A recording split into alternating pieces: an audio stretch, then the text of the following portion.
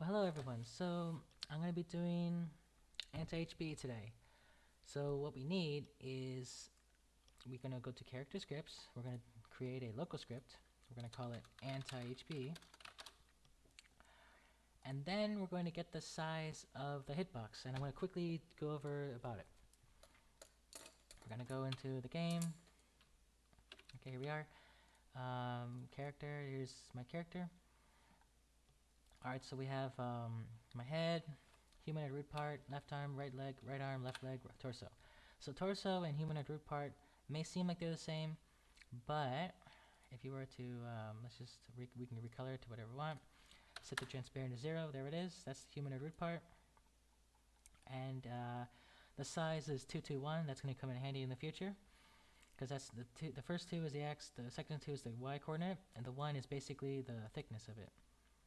So you can basically change your humanoid root part size to something massive, and you're sliding around. But this is basically what Hitbox expansion is in a nutshell.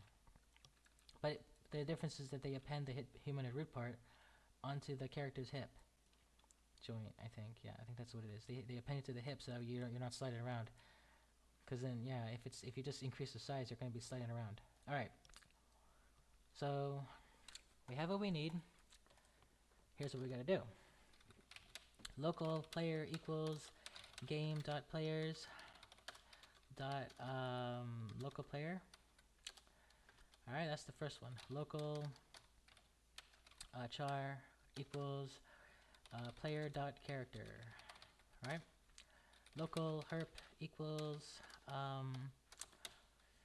oh, let's think. Okay, so humanoid root part. Okay, herp is located inside the character. So character. Wait for child.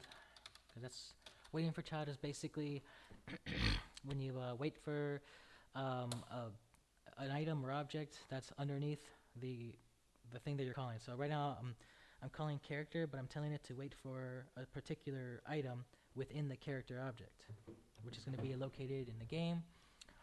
So let's see. I'm waiting for the humanoid root part. Humanoid root part. All right, that's good. So now herp. Now we have the humanoid root part. So we're gonna herp. Let's see. What do I need to do? It has a size, so I need to basically. No, I already has a size. It's 221. All right, and basically that's 2. The first two is the x. Second 2 is the y. So I just gotta remember that. All right, so let's see.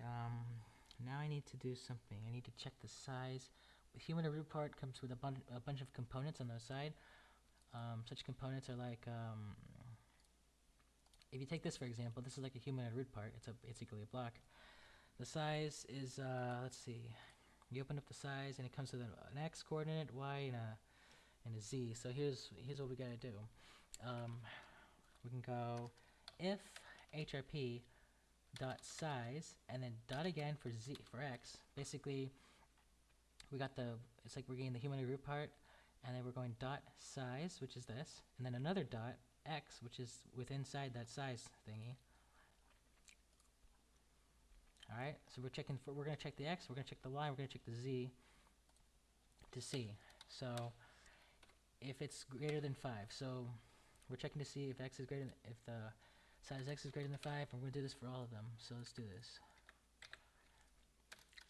and then we're gonna go then, boom. All right, so we're gonna do this for the y coordinate and the z coordinate. Z is typically how fat the character looks. That's going to be a 1. This is going to be a 2. This is going to be a 2, which gives it that boxy shape. That's 1 stud thick. Oh, what are we going to do now? So this is basically checking to see if the sizes are bigger than what they should be. What am I going to do now? I guess this is where you decide to punish the player. So you can go player kick. That's one way to do it. You can go player. No, you can go, since we already declared the player and the character, you can go char dot char equals nil. No, actually that might not work, but this will work. You destroy the character, so you just destroy them. But I don't know about that one either. But that's always an option.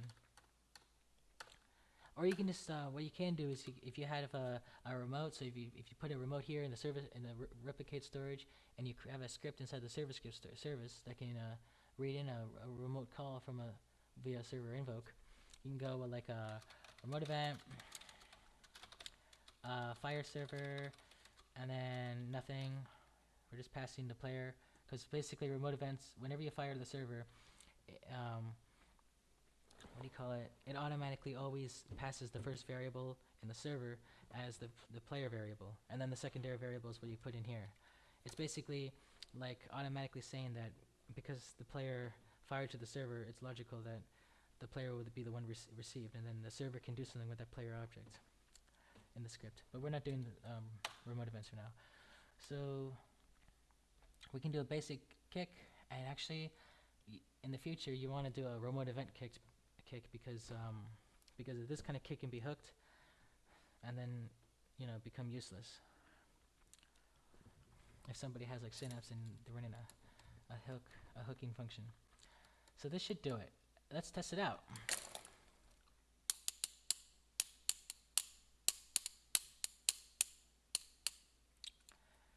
Alright, so we have a demo HBE to basically help us okay, hold on. I did something wrong. Oh, I'm not okay. Basically, it just checked it literally when the game started. So I have to basically set a timer. So while every second do end. Okay, there we go. That should do it. So every second that goes by, it's gonna basically check to see if the X, Y, and Z of the humanoid root part are more than what they should be, and if they are, basically the person's likely either lagging or cheating. What you're gonna want to do to improve this, because I know it's flawed, but it's still sufficient. It does more good than harm, I believe.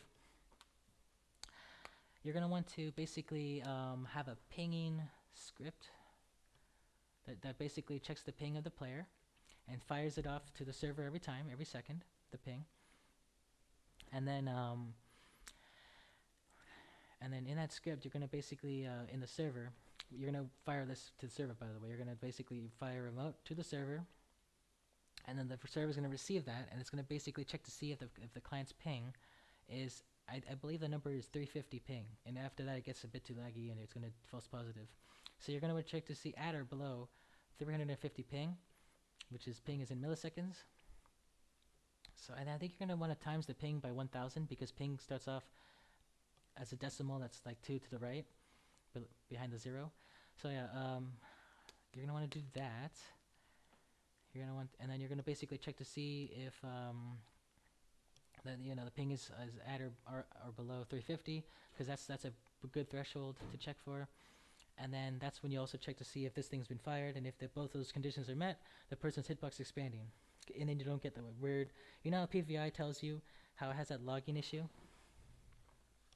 It says like this person hit an unexisting target. That's basically a lag shot, like the person was there on the client side, but then on the server they didn't see it there anymore because the client moved. But then on the client side that lagged, he still saw the character there and shot the shot and hit the shot, and then told so it's basically that's what's going on there.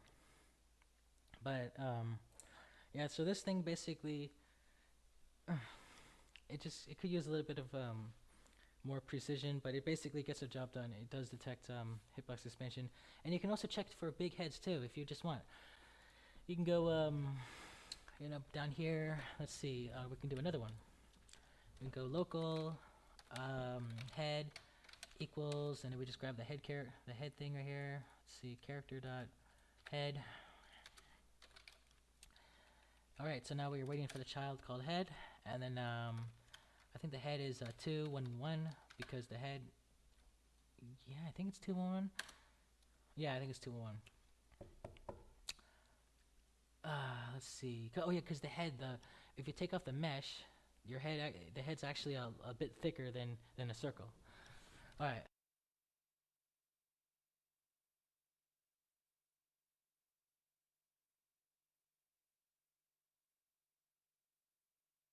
me see. So for head, you basically would do the same thing. You just replace these, and then anti-head, anti-big head caught you, and then yeah, that would be an anti-big head. You know, like the thing you saw in Phantom Forces, where basically they're able to increase the head sizes and everyone looks like massive smiley faces all moving around. Like that's basically what that is. So you just target the head and then you just go wow wait one and check to see what the sizes of the head, and like, you got to get the correct size. So there you go. And now you can check to see if it's a big head. So yeah, that's what you do. And I'll provide the script later too, and just yeah, like, share, and subscribe. Thanks.